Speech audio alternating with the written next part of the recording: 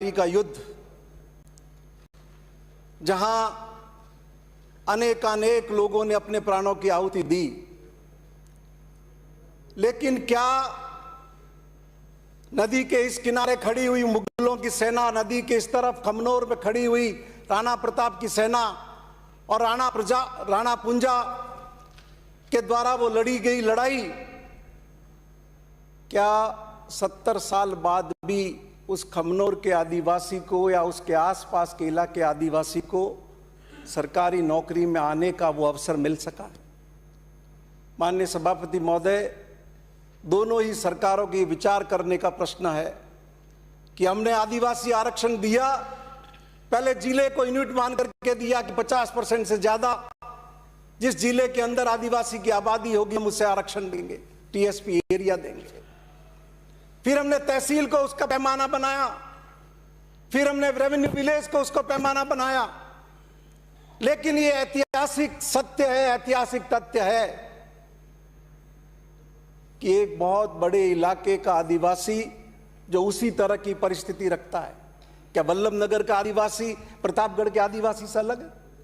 क्या मावली का आदिवासी वहां के आदिवासी से अलग है? क्या खमनोर का आदिवासी वहां के आदिवासी से अलग है? और क्या मारवाड़ का आदिवासी मेवाड़ के उस आदिवासी से अलग है? मैं इतिहास की तरफ आपको ले जाना चाहूंगा माननीय सभापति महोदय। स्वतंत्रता सेनानी माणिक्यलाल वर्मा ने बड़ी संख्या के अंदर भीलों को जैसलमेर जिले में बसाया था, और इसलिए बसाया था कि वो एक योद्धा कौम है, और अगर कभी लड़ने की जरूरत पड़ी, मुकाबले की जरूरत पड़ी, तो वो लोग उसका मुकाबला कर सके। लेकिन आज जैसलमेर के उस भील आदिवासी की क्या हालत है? माननीय सभापति महोदय, प्रदेश और देश की सरकार और दोनों कांग्रेस पार्टी और भारतीय जनता पार्टी, दोनों ही पार्टी के लोगों को इस बात पर विचार करना पड़ेगा कि 7 दशक से वो आदिवासी वंचित है, उसको मुख्य धारा में कैसे लाया जाए। एक रेवेन्यू विलेज भौगोलिक पैराफरी के आधार पर आप आरक्षण का निर्णय आदिवासी के आरक्षण का मत करिए, आप सांस्कृतिक आधार पर करिए कि कौन किस तरीके से सांस्कृतिक रूप से ये पूरे इलाके के लोग जुड़े हुए थे और कैसे उनको लाभान्वित किया जा सकता है।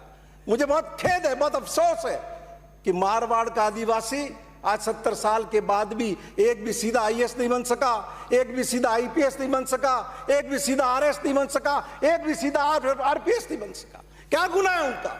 ये सब हमारा दोष है, हमने इस तरह के निर्णय लिए